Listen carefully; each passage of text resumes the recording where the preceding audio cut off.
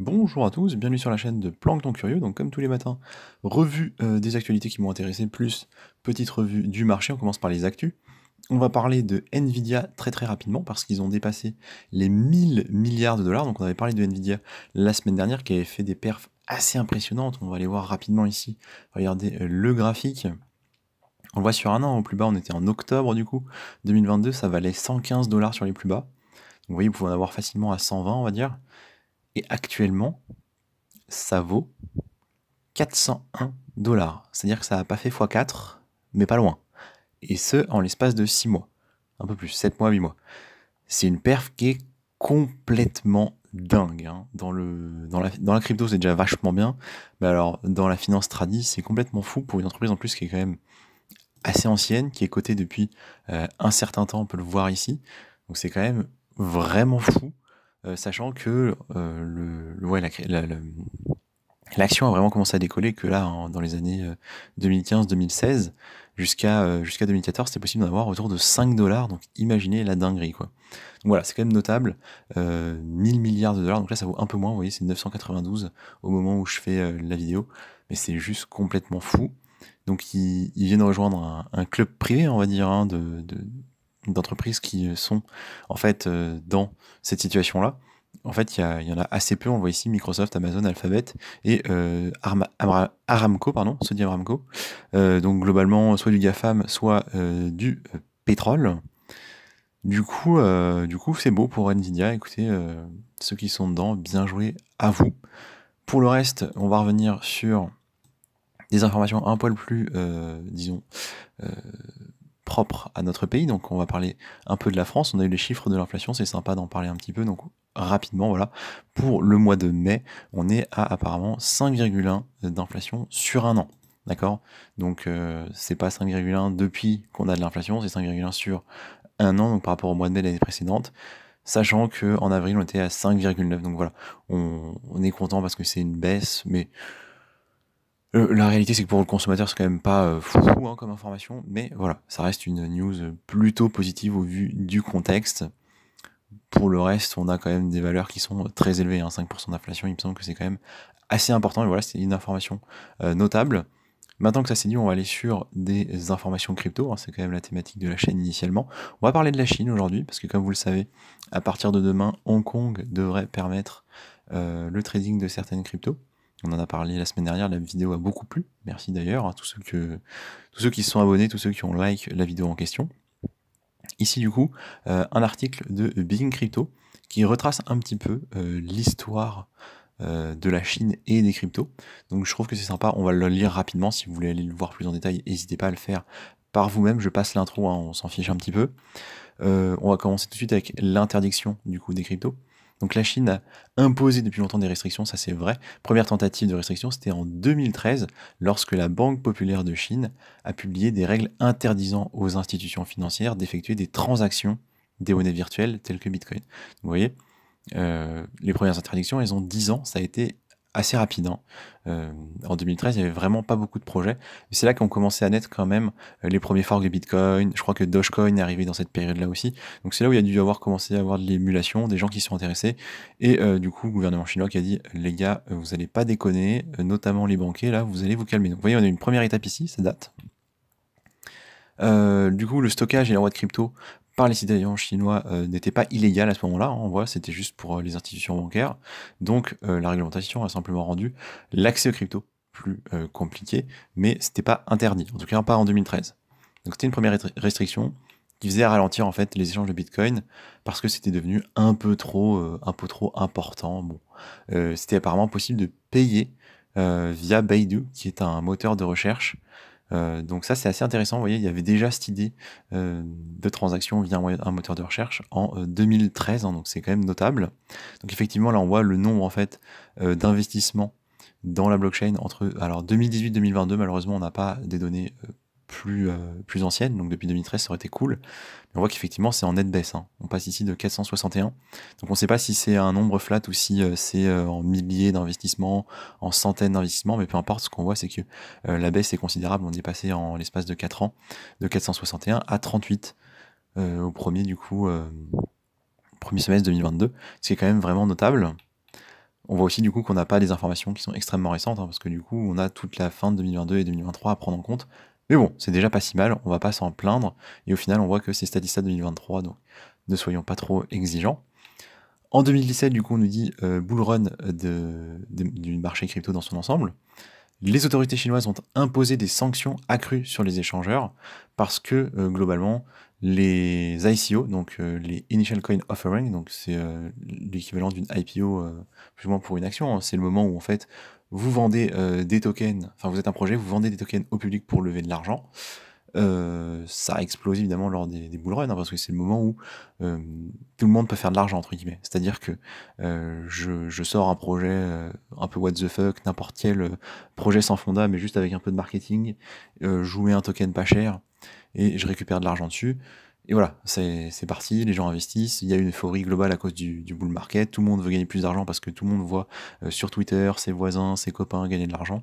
Donc ça attire beaucoup de capitaux. Le problème, c'est qu'évidemment, il n'y a pas de fondamentaux derrière, parce que les projets ne sont pas spécialement creusés, et donc une grosse partie des ICO, pas toutes, hein, bien sûr, mais une grosse partie sont du coup à long terme, voire même à court terme, des scams, c'est-à-dire des projets qui vont jamais délivrer, et donc des gens qui font moins en moins confiance, qui veulent récupérer leur argent, et qui ne peuvent pas, donc soit parce qu'il n'y a plus de liquidité qu'avant eux, beaucoup ont déjà récupéré, soit parce que carrément, en fait, la personne qui a monté le projet est un peu partie avec la caisse, et du coup, il n'y a plus de cash. Donc il y a eu beaucoup de soucis de ce côté-là, ça pas qu'en Chine, hein, ça a été partout, et donc la Chine a utilisé cette information-là pour bloquer beaucoup l'accès aux échangeurs centralisés. Donc on voit ici, ils nous mettent le nombre de projets crypto, tout simplement de tokens, entre 2013 et 2023, et c'est vrai qu'on voit une énorme explosion ici, avec un pic, du coup, vous voyez, en février 2022, donc c'est même pas à la fin du bull run, hein, c'est vraiment quand le bull run s'est calmé, donc novembre 2021, vous voyez, entre ce moment-là, donc novembre 2021 et février 2022, il y a quand même 3 mois, et le nombre de tokens en cours a presque doublé, hein. On est passé de 7005 à 10 300, 10 400, presque, c'est juste énorme sur la fin, donc là il y a dû avoir énormément d'arnaques. Moi je me rappelle qu'à cette période-là, il y avait beaucoup de play to earn qui apparaissaient, on en avait tous les jours, avec beaucoup d'arnaques, hein, beaucoup de projets qui existaient pendant 3-4 heures, les gens investissaient et ça rug derrière, donc c'est-à-dire le gars part avec la caisse, et tu revois jamais ton argent. C'est vraiment ça que on a vu encore et encore entre, je me rappelle, entre novembre et ouais, février-mars 2022, puis après ça s'est calmé, puis ça correspond un peu ici. Donc c'est pas déconnant ce qu'ils ont fait, enfin en tout cas, les arguments se tiennent. Après, c'est quand même une sacrée restriction au niveau des libertés, donc évidemment on peut pas être en faveur de ça de par notre culture, mais c'est pas complètement insensé non plus. On nous dit du coup, en 2021, la Chine a pris des mesures encore plus sévères de son histoire, donc effectivement ça correspond à ce que j'étais en train de mentionner en termes de période, et ils ont interdit en fait le mining de Bitcoin. Donc au moment où Bitcoin valait 55 000 $, donc c'est pas la TH, mais on n'était pas loin, et du coup ça a entraîné évidemment une baisse du hachage, hein, donc le hachage a baissé de 50%, ça a entraîné une grosse baisse du coup de la valorisation de Bitcoin. Il est descendu à 30 000, donc il a quasiment fait 50% de perte, hein, ce qui est logique, hein, les deux sont assez liés, le hachage. Donc le hachage, c'est la difficulté de mining, hein, donc plus il y a de mineurs, plus le réseau est sécurisé, et plus le hachage est élevé. Voilà la corrélation entre les 3 points. Et en général, le cours de Bitcoin a tendance à se corréler au taux de hachage, c'est-à-dire qu'il y a tendance à avoir un lien. On peut le voir ici, hein, quand il y a eu une baisse du coup du taux de hachage, il y a eu une baisse du taux, du cours de Bitcoin du coup. Mais on va aussi voir que ça n'a pas duré forcément si longtemps que ça, on y reviendra après. Donc on dit en parallèle de l'interdiction du minage de Bitcoin, les organismes de régulation chinois ont interdit toutes les transactions et tous les échanges de crypto-monnaies. Donc voilà, là il y a une interdiction totale, donc ça c'était en 2021. C'est devenu illégal pour les résidents d'envoyer des monnaies numériques et pour les entreprises et les banques d'accepter des pièces comme le BTC ou l'ETH. Mais on sait qu'évidemment, ça n'a pas complètement restreint le marché, parce qu'il n'y a aucune politique spécifique contre la détention d'actifs numériques. C'est-à-dire que ceux qui ont acheté des bitcoins en 2018 par exemple et qui les ont toujours, ils n'ont apparemment pas été inquiétés, juste ils n'ont pas pu les vendre. Donc ceux qui détiennent des crypto-monnaies dans un wallet n'enfreignent aucune loi en vigueur. Et vous voyez, ça c'est hyper important parce que tout le monde parle du bull run asiatique, j'en ai parlé également, mais ce qu'il faut pas oublier, c'est qu'en fait il y a un certain nombre d'investisseurs en Chine qui ont déjà leurs tokens et qui ont peut-être juste envie de les vendre, hein. Donc ne pas négliger la possibilité d'un sell the news aussi. C'est-à-dire qu'en fait, vraisemblablement, les gens vont acheter, ça paraît logique, ça fait longtemps qu'ils n'ont pas pu acheter, il va y avoir de l'euphorie, et puis il n'y aura pas que la Chine, il y aura tous les autres pays qui diront mais ils vont acheter, donc on va aussi acheter. Il peut y avoir ce scénario-là, mais il ne faut pas négliger le fait que potentiellement, il y a des gros acteurs en Asie, en Chine, qui ont envie de vendre, qui ont beaucoup de tokens X ou Y, et qui ont envie de vendre parce qu'ils n'ont pas pu le faire depuis longtemps. C'est pas du tout impossible. Maintenant, on va aller regarder pourquoi la Chine a interdit la crypto. C'est quand même des points qui sont intéressants. Donc, les inquiétudes concernant la protection des consommateurs, ça on l'a vu, en raison du coup des scams et du blanchiment d'argent. Donc, effectivement, au niveau des ICO, c'est pertinent. Je dis pas que ça justifie, hein, mais c'est effectivement une raison qui est pertinente. Un statut flou au niveau de tout ce qui est juridiction, oui, c'est toujours le cas, je pense, surtout pour nous. Alors, on va aller voir un article après qui vise peut-être à réguler un peu ça. Le risque de fuite de capitaux et la dévaluation du yuan. Donc ça, c'est un gros point qu'on mentionne pas assez. Mais c'est vrai que si on fait plus de transactions en Bitcoin et compagnie, et bien du coup, on utilise moins les monnaies classiques, les monnaies fiat, et ça plaît pas forcément au gouvernement. Hein. En même temps, l'idée initiale de Bitcoin, c'est bien d'aller venir concurrencer ces monnaies-là, donc c'est cohérent, mais c'est normal que ça leur plaise pas. Des préoccupations environnementales, bon là, on va pas se mentir que ça, c'est un peu bidon comme argument. C'est pas faux, hein, mais bon, ça reste relativement bidon. À mon avis, c'est pas très solide ça comme argument. Et le désir de contrôler les monnaies numériques avec les CBDC, les fameuses monnaies de banque centrale. Et ça, effectivement, c'est un gros point. Donc stopper en fait l'activité crypto dans le pays pendant 2-3 ans, construire du coup l'infrastructure bien évidemment centralisée, bien évidemment complètement surveillée, pour ensuite repermettre le fonctionnement de l'écosystème. Ça, c'est assez logique, c'est pas surprenant. Et donc, on dit, effectivement, la Chine travaille activement sur une CBDC officielle connue sous le nom de yuan numérique, le yuan numérique. Et donc, des villes comme Shanghai ont promis des milliards pour développer des projets nationaux de métaverse. Donc, une fois qu'ils auront le contrôle, voilà, on pourra faire un peu ce qu'on veut quand on sera en Chine. Voilà. Ici, une carte intéressante avec du coup les fameux CBDC. Donc on voit il y a 3 pays au moment où la carte a été faite qui ont leur CBDC apparemment en place, les Bahamas, la Jamaïque et le Nigeria. C'est notable et il faudrait éventuellement faire des recherches pour se renseigner sur ce qu'ils font, à quoi ça sert, comment c'est utilisé. Au stade de pilote, hein, donc c'est-à-dire qu'on a quand même en gros bien travaillé dessus et on a déjà des trucs à présenter, voire des phases de test. On a ici différents pays d'Afrique et notamment beaucoup l'Asie. Vous voyez que l'Occident est quand même un peu à la traîne sur ce point-là, c'est assez notable. Donc vous voyez, Asie, c'est vraiment beaucoup, une grosse partie de l'Asie qui est dedans. On a en train de planifier du coup l'Occident, hein, on voit ici la France, l'Espagne, on voit une grosse partie de l'Amérique du Nord, bon, Australie aussi du coup, et en train d'explorer le reste du monde, dont certains pays d'Europe, hein, ça c'est quand même assez notable aussi. Donc on est un peu à la traîne, hein, mais bon, voilà. On continue du coup ici avec les répercussions sur le secteur mondial de la crypto. Donc l'interdiction du minage par Chine a entraîné une baisse de la puissance de hachage, mais ça n'a pas été si long que ça, ce que je vous disais tout à l'heure. De nombreux mineurs en fait chinois sont partis tout simplement. Hein. Ils sont partis, et le graphique ici va vous montrer exactement où. C'est-à-dire que vous avez en bleu là, le premier bleu, celui tout en bas, c'est les Américains.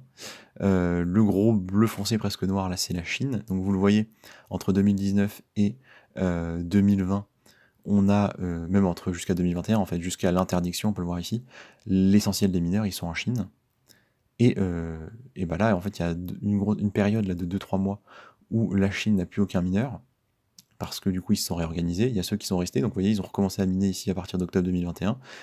Du coup de façon illégale, hein, faut le noter, et ça représente quand même une partie importante du mining de crypto, de Bitcoin.